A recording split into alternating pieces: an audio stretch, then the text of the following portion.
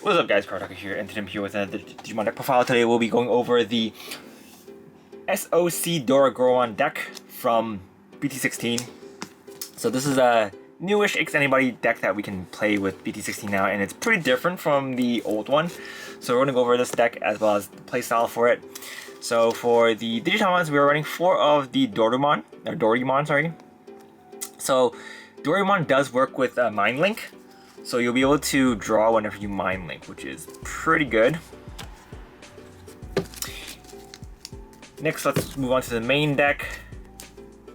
So for the level 6s, we are going to be running 4 of the Dorugoramon. This is the new rare from the set. It is a pretty decent rare. We don't have too many options for SoC boss monsters right now for purple and black. So we're going to be running 4 of these. So the effect is, it has collision, which if you didn't know, when this Digimon attacks, all your opponent's Digimon gain blocker and they have to block you, if possible. And then when Digivolving, this Digimon has a SoC in its source, you can delete one of your opponent's unsuspended Digimon or Tamers. So you'll be able to just do a pop like that, which is pretty good.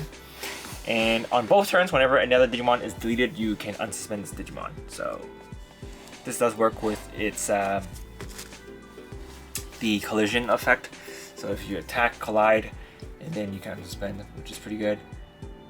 And the Kosuke does give piercing, so you'll be able to do secret chat with that.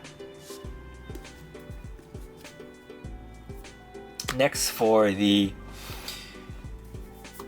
other boss monster running is 2 Dexmon. So Dexmon is here for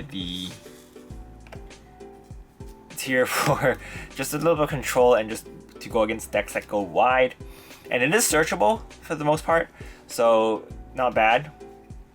You can take advantage of it being an X Anybody card as well as black, so it fits pretty in line with the deck.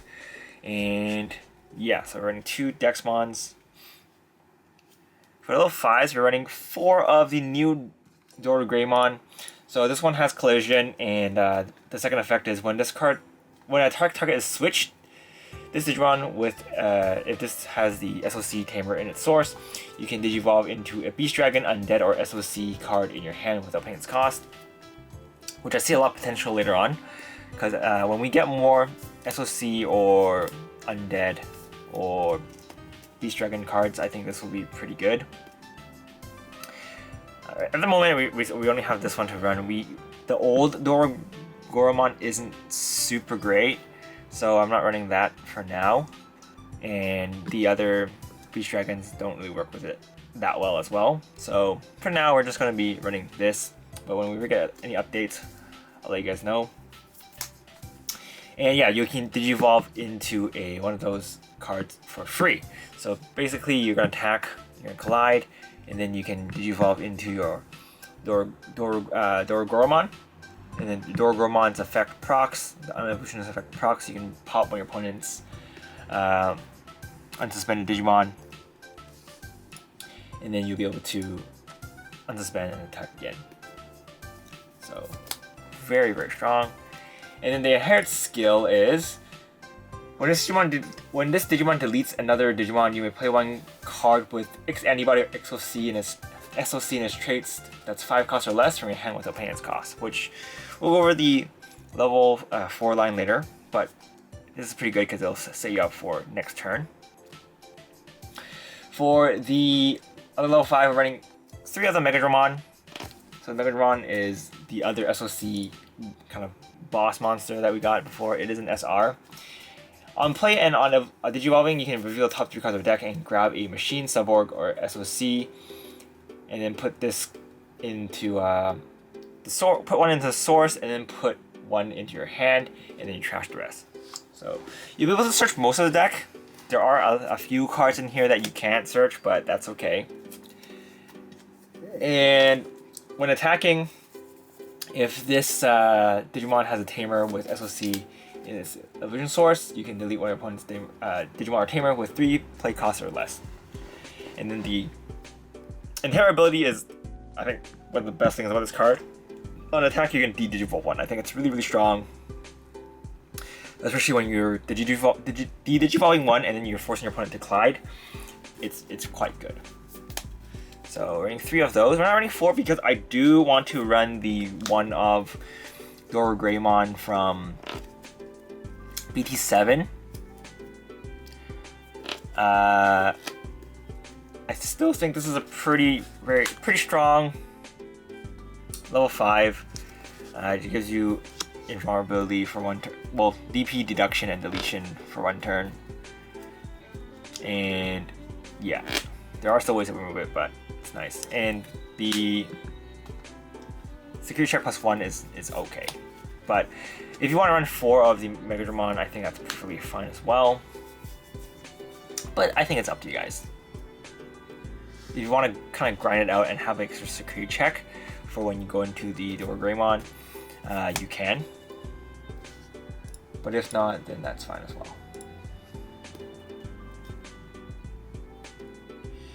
For the level 4s, we are going to be running 4 of the Dorugoramon from BT-15. It's got collision, and on play on evolution, you'll be able to trash 1 card in your hand, draw 1, and then if you have a SoC Tamer in this card source, you'll be able to give one of your opponents this Digimon, one opponent effect to attack at the beginning of the main phase. So they have to attack, which then you can use to change target. Digivolve into this, and then or hard cast it. If you have this one, then you can make them force change target, and you can digivolve into your Dorugoramon as well. So that's pretty good. And we're running 4 of the Airdramon from BT-15. This one lets you play on evolution, place 1 Marvin Jackson from your hand to this card source, and then you can de-digivolve one of your opponent's Digimon. So this is pretty good as well, because you'll be able to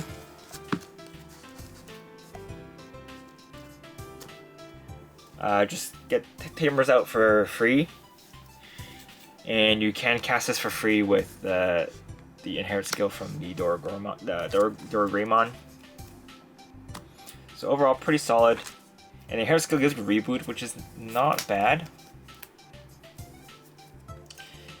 Next, for the other level 4, we're running 3 of the Dorugoramon from BT-13.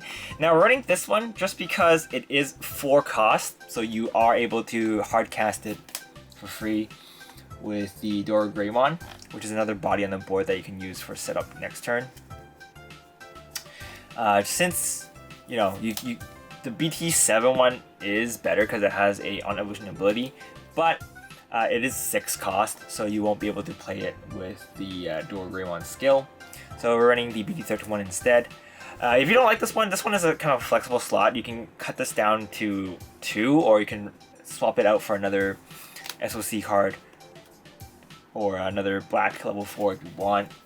But I think this is fine.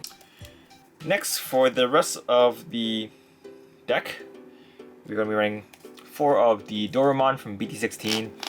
Beginning of main phase, you can put a Kosuke from your hand to discard source, and then this card cannot leave the battle area besides by battle or your own effects. And then the inherit skill just gives you 1000 DP on both turns. So main use for this thing is just to give you temporary invulnerability from effects. Temporary, you can still get collided by your opponent's cards. And you can use it to just get a free setter out on a board, because you can grab the Kosuke into your source and then you can just pull it back at any phase, which is pretty nice. And we are running 4 of the Dorugoramon from BT-7. This one lets you look at the top 3, grab a X antibody card and a Kota. We're not running Kota, so you're mainly just doing the search. But the inherit ability is pretty good as well. Whenever this card's source gets, you add a card into this card's source, during your turn you can get 1 memory, which you get when you mind link, which is really nice.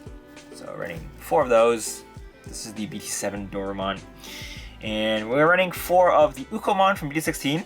So Ukomon is just really good in this deck because you can search for Tamers if you're missing, or if you're missing combo pieces, you can also search for it.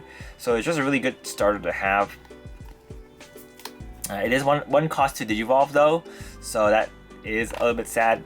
But for the most part, I think the Ukomon is pretty strong. So running 4 of those.